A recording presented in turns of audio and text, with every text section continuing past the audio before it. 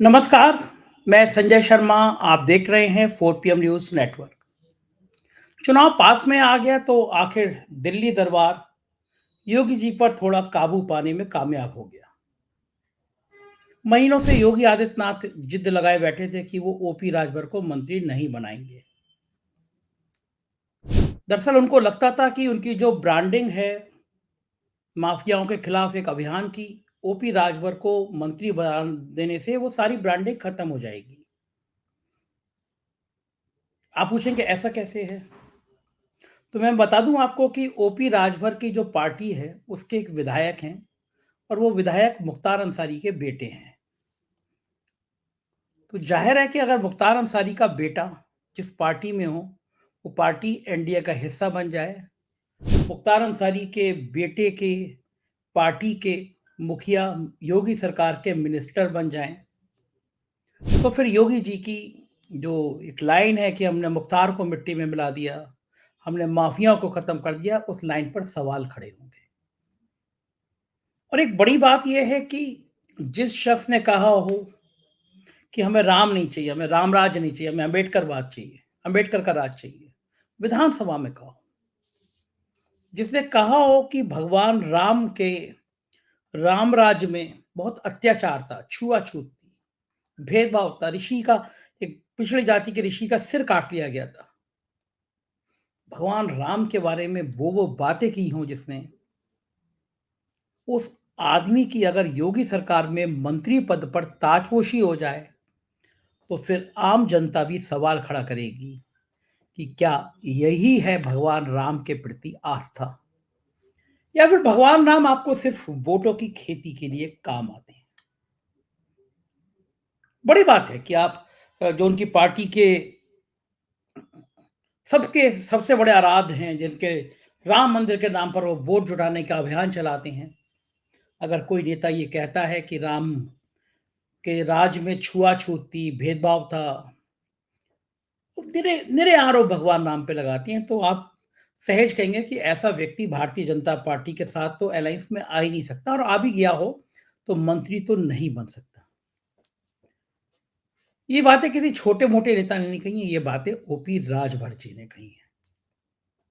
किसी नेता के बारे में ओपी राजभर टिप्पणी कर दें, कमेंट कर दें, उनकी आदत है बड़बोलेपन की। मैं सुनवाऊंगा अभी आपको वो सारी बातें भी, लेकिन भगवान राम पर टिप्पणी कर दें, वो योगी सरकार में मंत्री बन जाए, ये बात बहुत चौंकाने वाली बात है। आपको यकीन नहीं हो रहा? मैं सुनवाता हूं आपको क्या कहा था ओपी राजभर ने भगवान राम के बारे में। ओम प्रकाश राजभर विरोध करता है। हमको राम राज नहीं चाहिए, हमको अम्बेडकरवाद चाहिए।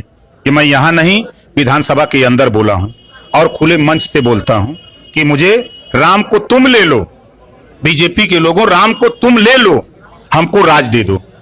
हमको राम नहीं चाहिए। राम के राज में शंभुक ऋषि का गर्दन काटा, राम के राज में छुआछूत, ऊंच नीच नफरत था, राम के राज में अगड़ा पिछड़ा था, जातिवाद था, छुआछूत था। ऐसा राम नहीं चाहिए मुझे। मुझे वो अम्बेडकर चाहिए जिसके संविधान में समता, स्वतंत्रता, बंधुत्व और न्याय है, जिसमें सबको समान अधिकार है।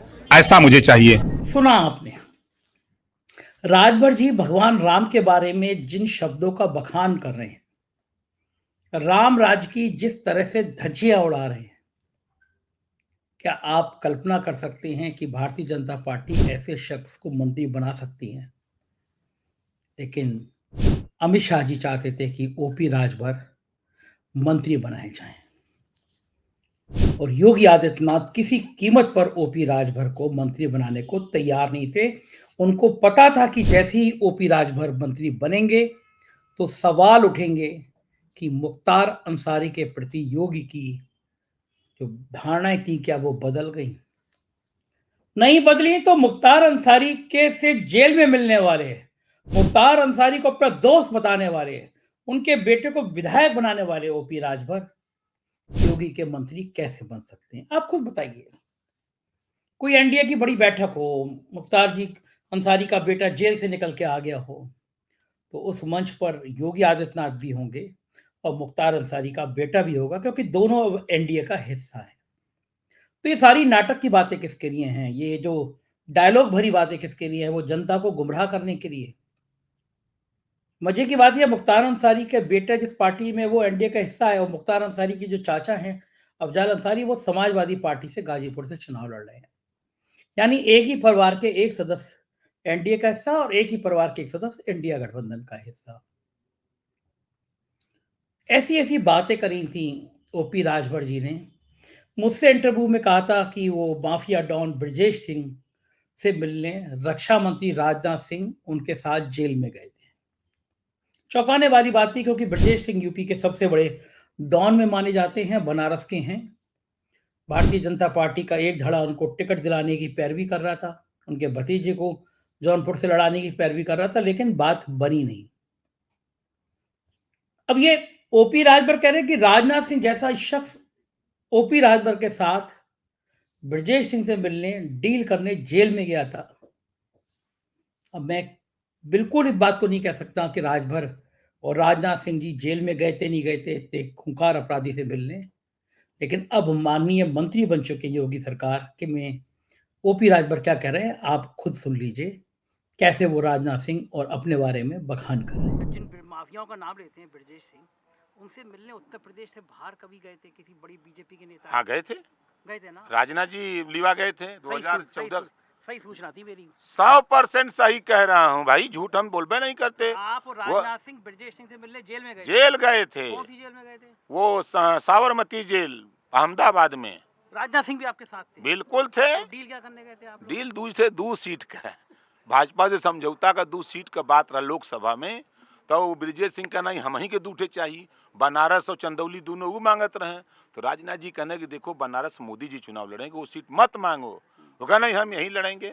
बहुत जिद किए कि नहीं बनारस और चंदौली चाहिए, 3 ठो दीजिए, एक इनको दे दीजिए, 2 हमको, हम इन्हीं के सिंबल से लड़ जाएंगे।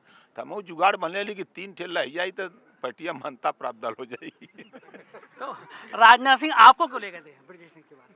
अब ब्रजेश सिंह को भाजपा टिकट दे नहीं सकती थी उस समय, तो इस नाते वो जुगाड़ बनाए कि ओम प्रकाश के रास्ते अपना काम हो जाए। सुना आपने, ओपी राजभर कह रहे हैं, मैं नहीं कह रहा कि मैं और राजनाथ सिंह चंदौली जेल में गए थे। ओपी राजभर इतने इतने ज्यादा उत्साहित थे पहले, जब वो विधानसभा चुनाव में भाजपा को निपटाने में लगे हुए थे।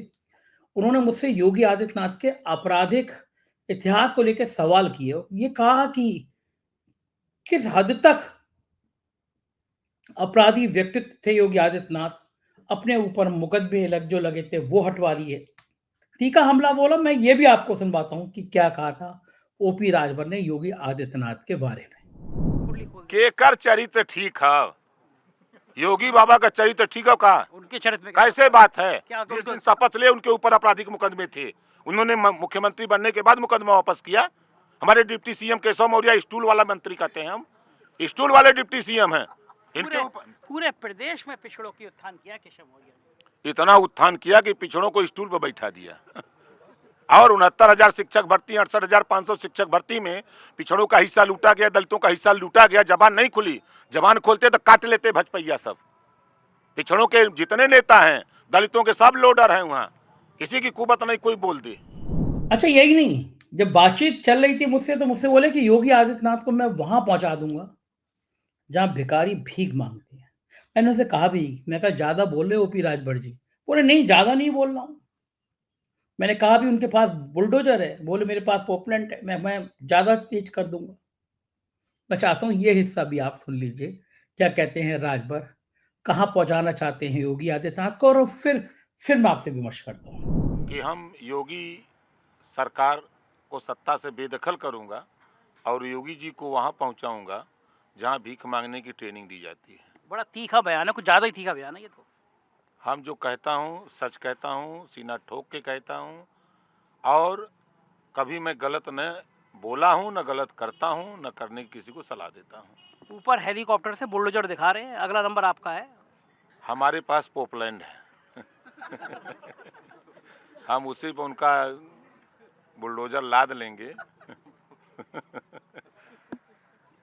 आपकी ये जो चहलबाजी है योगी आदित्यनाथ का तापमान बढ़ा देती है, तभी वो मई जून में शिमला वाली बातें करते हैं। नहीं, वो उन्होंने जो तापमान बढ़ाया, हम लोगों ने प्रदेश के नौजवानों से कहा कि नौजवानों, यदि हमारे सूबे के मुख्यमंत्री जबकि ये भाषा नहीं बोलनी चाहिए, कि उन्होंने ये भाषा बोली, अय नौजवानों तेरी गर्मी निकाल देंगे। तो ओम प्रकाश राजभर ने नौजवानों से कहा कि अय नौजवानों, सब लोग मिल करके अखिलेश यादव जी को सीएम बनाओ, हम भर्ती निकाल देंगे।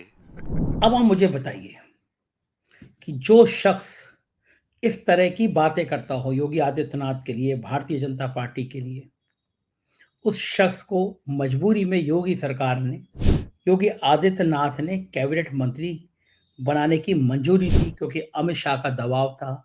उनको लग रहा था कि लोकसभा चुनाव में उत्तर प्रदेश में गाड़ी फंस रही है। पूर्वांचल की 7-8 सीटों पर राजभर वोट 15% के आसपास है, और यही वोट बैंक की चाहत अमित शाह को भारतीय जनता पार्टी के केंद्रीय नेतृत्व की थी। योगी आदित्यनाथ महीनों से इस विस्तार को टाल रहे थे, लेकिन अब बात बनी नहीं। योगी आदित्यनाथ पे बहुत दबाव बनाया गया और योगी आदित्यनाथ को मंत्रिमंडल में ओपी राजभर को शामिल करना पड़ा। देखना ये होगा कि ओपी राजभर कितने कंट्रोल में रहते हैं। कभी फिर से तो वो योगी आदित्यनाथ को कोई चुनौती तो नहीं दे सकते हैं। और ये ऐसे ही एक और मंत्री दारा सिंह चौहान को भी राजभर के साथ मंत्री बनाना पड़ा योगी आदित्यनाथ को। घोसी का उपचुनाव हुआ। दारा सिंह चौहान भी गजब के आदमी है, कभी बसपा में रहते हैं, कभी सपा में रहते हैं, कभी भाजपा में रहते हैं। 2022 से पहले लगा कि अखिलेश की सरकार आ जाएगी, लपक के सपा में चले गए, विधायक बन गए। सरकार नहीं आई तो फिर भाजपा में आ गए, इस्तीफा दिया कि घोसी से मैं चुनाव जीत जाऊंगा। घोसी से चुनाव लड़ने पहुंच गए।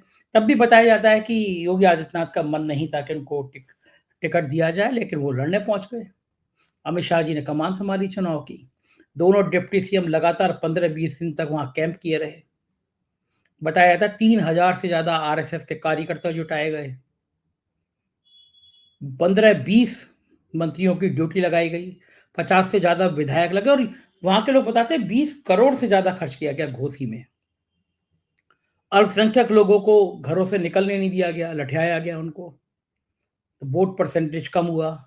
बावजूद इसके कि दारा सिंह चौहान पिछड़ी जाति से आते हैं, वो भाजपा के प्रत्याशी थे। मायावती ने खड़ा नहीं किया था प्रत्याशी।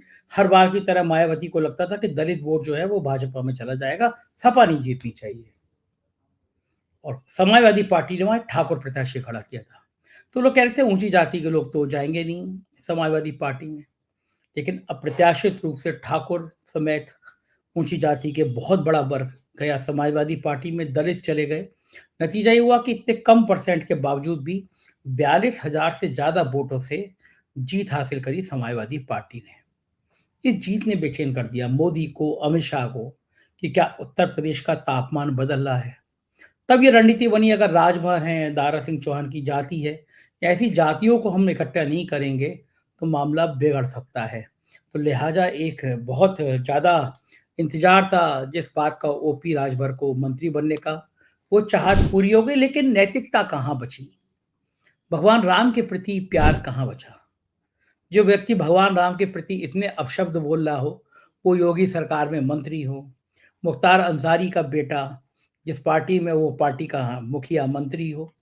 फिर किस दूसरी पार्टी के प्रति आप क्या नैतिकता की बातें करेंगे, क्या उन पे सवाल उठाएंगे। जब आपका खुद का दामन इतना दागदार हो तो दूसरे पे सवाल उठाना बेमानी है। मुझे लगता है कि योगी आदित्यनाथ को इस बात का बड़ा दर्द होगा कि मजबूरी में उनको ऐसे लोगों को मंत्री बनाना पड़ा जिन्हें वो बिल्कुल नहीं चाहते थे। लेकिन यही राजनीति है। जितनी बातें मैंने आपसे कही, इतनी बात गोदी मीडिया का कोई चैनल, कोई अखबार आपको बताएगा नहीं। किसी की हिम्मत नहीं है, सब सत्ता की चाकरी करते हैं। हमारा काम है सच दिखाना, वो हम दिखाते हैं। आपसे रिक्वेस्ट है चैनल को ज्वाइन करें, सब्सक्राइब करें। आपका अपना चैनल है, इसको प्यार दीजिएगा, प्यार बनाए रखिएगा। शुक्रिया, थैंक यू।